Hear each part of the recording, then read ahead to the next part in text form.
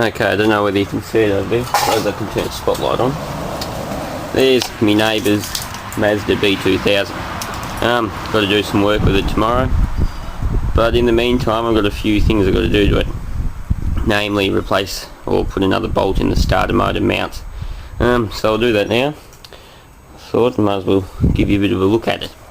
I'll show you some of the work I've done on it. So first I'll have to move this piece of shit out. Okay, so here we are in the old girl. First of all, it's a 1985 Mazda B2000. Original engine with 310,714 Ks.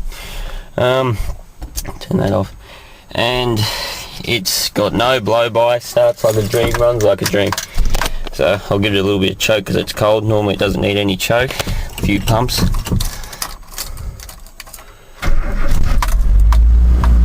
There you go.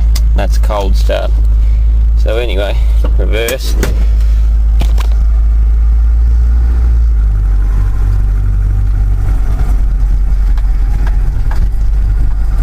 Trying to avoid the house.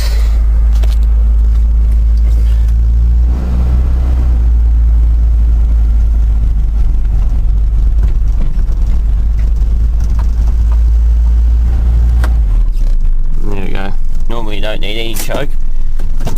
Anyway, there it is. So, I suppose I'll show you around the old girl.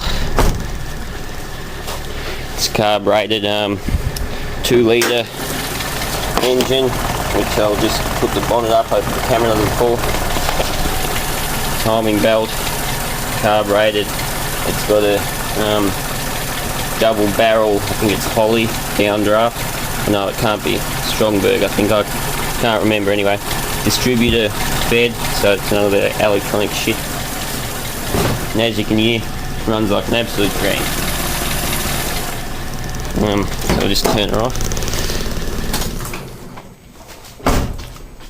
So yeah, what have I done? Rebuilt an alternator and put in.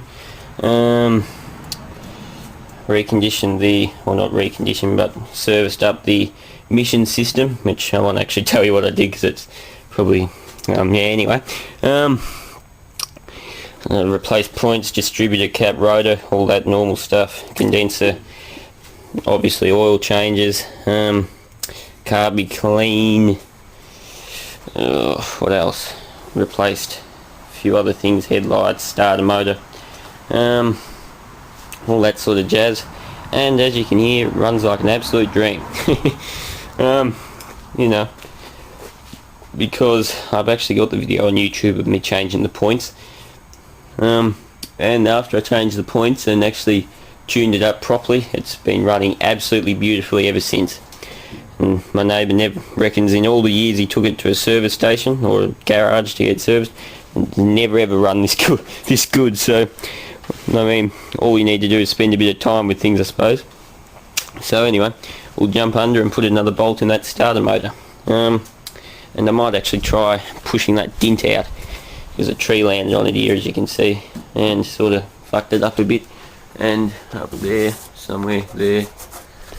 So anyway, I'll see if I can push that dint out. So I reckon I can actually. So we'll do that.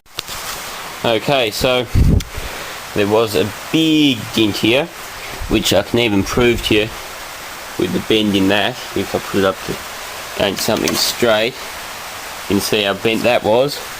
It was quite a big dint, and it was all buckled in there.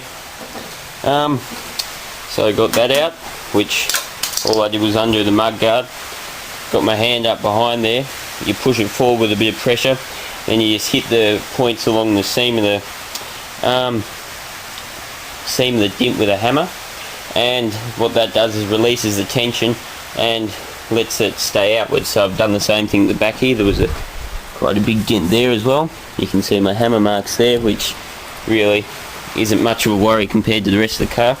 So what I did was get my hand in behind there, push the metal out to where I wanted it, then to release the tension on the metal, just give it a few bangs, and that'll release the tension and stay where it is. So now these are actually quite bigger ones, so I've Had to take all the seatbelt and everything out to get to them, but we'll see if we can get rid of these ones.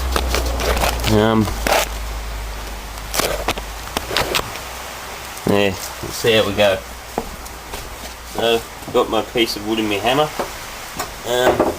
Aim for them. I suppose it's about there. It's coming out. Now, obviously, this one isn't going to be flat again because I'm not a professional panel beater, but it should be able to make it look a bit better than it does. It's just the interior panels in here are a bit of a pain in the arse, so we'll try our best.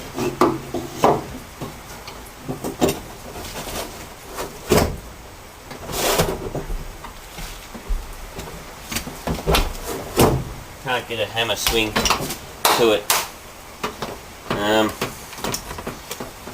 See if I can do it now.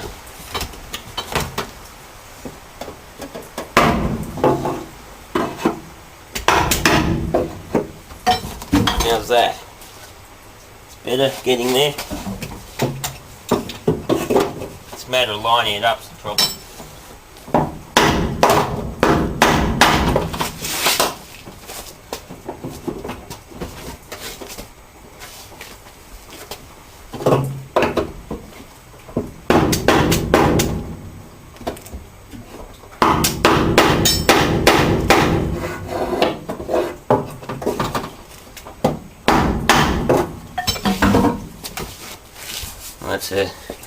I'll work on that a bit more, but you can already see that's better. I mean, it's not perfect. It's just a matter of I'll get a torch and show you. Trying to juggle between the all the interior shit here. As you can see there, there's those few holes. I'm just sort of trying to aim in there, so I might get something a bit thinner. Like that broomstick there. So anyway, I'll show you my results in a minute.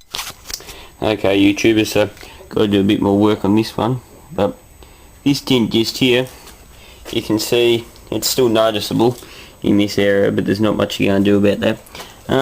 But yeah, it looks better. It's not as noticeable. Got my brother there. This tin here, as I said, it's not noticeable. Those ones I'm going to get pressure. What I'll do is I'll scrape these stripes off both sides, get pressure packs, and paint the car. As you can see, there was a big gash here and I painted that. You can see the paint difference between there and there. But basically I'll paint the rest of the car. Just do a skim coat. I won't, skimpy coat I should say. I won't do anything too lavished. Just newspaper over the windows, take the wing mirrors off, that sort of thing. Door handles, masking tape over. I'll probably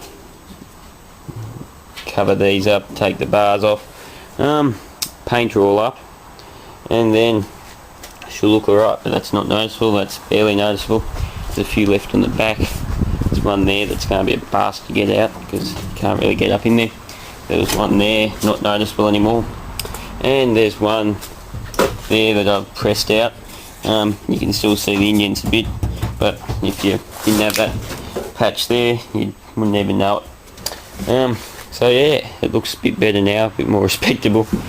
And that one sort of popped out, but again, because of the way they spot weld sheet behind there, you can't get in to push it out. But I mean, that's barely noticeable once it's all painted up. Apart from when there's reflections, you'll never know. So yeah. Alright, I'll move the other cars and we'll move this back out. Alright, so we all have seen someone driving manual before, but I may as well video driving out, I suppose, so you can hear how well it runs. Now, no choke this time, a few pumps, and then you can't complain about that, can you? It's a bit rattly, but anyway.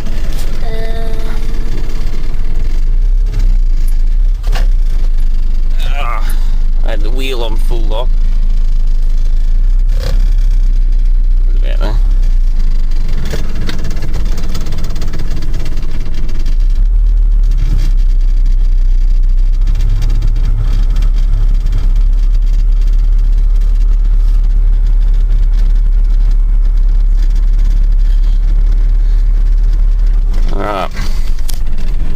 Ford, which is parked over there. Move that back in, then move this back over there. Might as well leave it. Alright, so there you go, the poor old thing. True workhorse. As I said, 1985 model, and really runs better than this, to be truthful.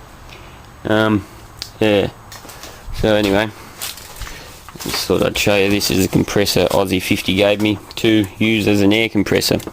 He's also got me a stainless steel LPG tank to go with it, and I'm going to connect that up and make an air compressor. Now I think that's 24 litre air compressor, and the stainless steel tank was 70 litres. So anyway, I'll plug it in. I've wired it as he told me, and as is in one of his videos. So the run is wired to active, with active going to one side of the capacitor. There's the start winding goes the other side, and common to neutral. So anyway, I'll plug that to make it easier for myself, so I'm not reaching over, and plug it in here. So anyway, works well. When it builds head, pressure obviously quietens down. Quite a lot of oil mist comes out obviously when you let it go. Didn't start very well then, but that's probably just because it's going through this power board. It started every other time, but yeah, I don't think it likes this power board much.